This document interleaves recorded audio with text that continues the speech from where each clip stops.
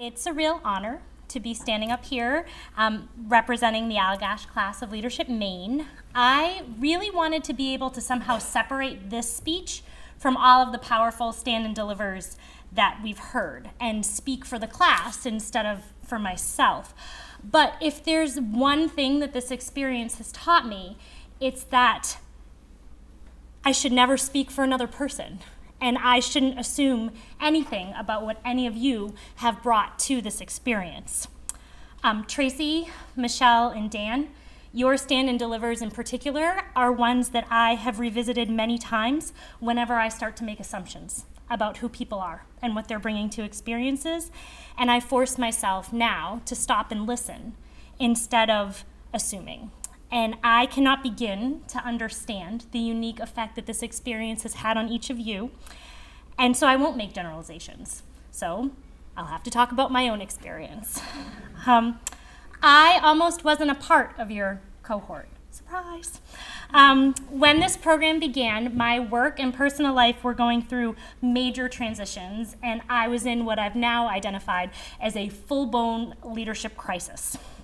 I had no idea at the beginning of this year who I was as a leader, if I was a leader at all. I didn't feel like I had much to offer the group, so I drafted a letter to Jan asking to defer for a year, thinking that somehow miraculously I would know more about myself and my leadership skills and that I could contribute much more to the class a year later. But a little voice inside me stopped me before I hit send. And told me that somehow the timing of this was right. And maybe it was time for me not to worry about what I could give the group and instead focus on what the group and the experience could give me. So I showed up on the first day of WAVIS terrified, not only of having to sleep in a room of strangers, which was terrifying enough, but also really scared of the work that I was going to have to do to figure out how not to disengage and to capitalize on this opportunity.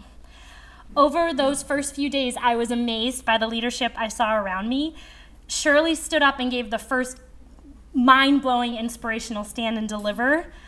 Ryan skillfully led a group of self-identified strangers who identify as leaders to move a ball to a tee with a smile on his face. Carrie, my thought partner, shared really thoughtful insights on balancing work and lots of family during our first one-on-one. Mary rocked an intense game of rock, paper, scissors on her first try. Kirsty named everyone in the group on the second night. Marie sang campfire songs loudly and proudly. Katie ran 8 miles before breakfast. And Darcy knew how to orienteer from search and rescue on a horse. What? So that's when I told myself that whether or not I was ready to do the work to figure out my leadership, that this was the group that I was ready to try it with. So fast forward 9 months. Did this program help me learn what kind of leader I am now?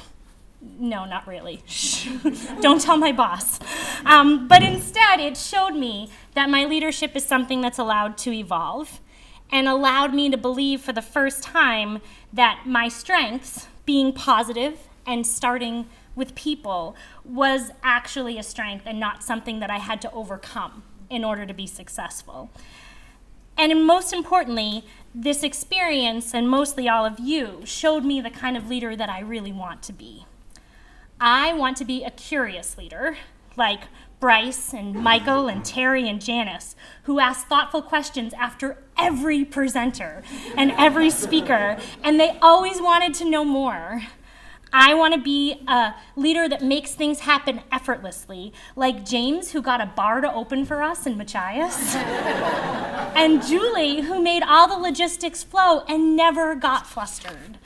I want to be a brave leader who isn't afraid to take chances, like Claudette, who piloted a kayak despite being terrified of the water, and Jen, who went up and rocked the ropes course after a really rough start.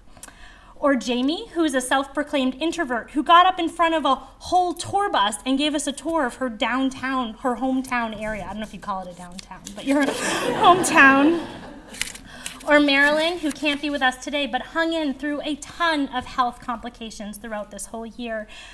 Or Jess, who took a risk and gave the most creative and hilarious speech about solar panels at Legislative Day that I've ever heard. And if you haven't heard that speech, please ask Jess for a copy of it.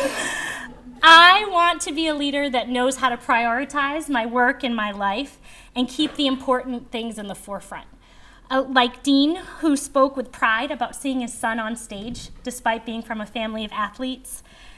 Or Matt, who always has a picture of his puppy on his phone and ready to share. Or Lynn, whose puppy I just want to be in my next life. Or Raina, who speaks eloquently about balancing parenting with a very tough career. Or Mike, who just couldn't say no to adding a pot-bellied pig to his family. Even though his wife was just joking. I want to be a generous leader, like Tracy, who adopted me in Machias when they lost my hotel reservation. Or Sarah, who's always the first to volunteer for everything, from moving chairs to giving a speech to asking hard questions. Or Megan, who I asked to pick me up a cup of coffee before our bus tour and bought a travel mug so that she wouldn't bring it to me cold. I want to be a leader who can't contain the passion for my work, like Elizabeth, who reminds us to put people in the center of all that we do, and Anita, who's truly living her passion for healthcare access. I want to be a leader that feels grounded in place and pride in my work. It was amazing to watch Jay and Nelson that first morning at Jackson Labs, and I had the privilege of sitting next to Ruta when we were going through Belfast. And seeing Andy at the legislature, where everybody looked overwhelmed and he was cool as a cucumber. And seeing Maureen and Shirley up in front of all of us that day, allowing their love of God and country to guide us through. I want to be a leader who speaks confidently about who I am, like Erin, whose message in her Stand and Deliver has shaped many a decision I've made about my own parenting since. Or Jen, who proudly declared that she was not an entrepreneur in our small group, and instead of trying to compensate for it, talked about all the reasons it served her well. And mostly, I want to be a leader who sees what helps other people see what's possible in themselves.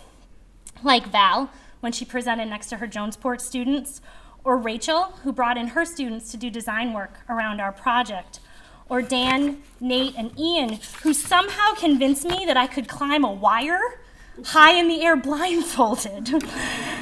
And like Jan, who saw the best in each of us and managed to balance really listening to us as individuals and making all of us and our presenters feel valued while moving the group along through some very busy days and taking that moment of silence when we needed that moment of silence, even if it messed up the agenda.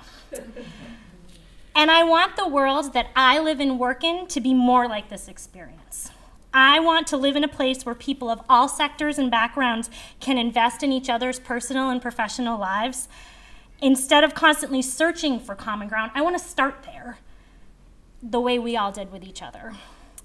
And I want the state of Maine to see what our class sees in it. Not a list of challenges, but a breeding ground for opportunity, collaboration, and possibility. So thank you to MDF and the Allagash class for giving me a chance to see myself and my state this way. I sleep better at night knowing that each of you are here and working towards a better future for Maine.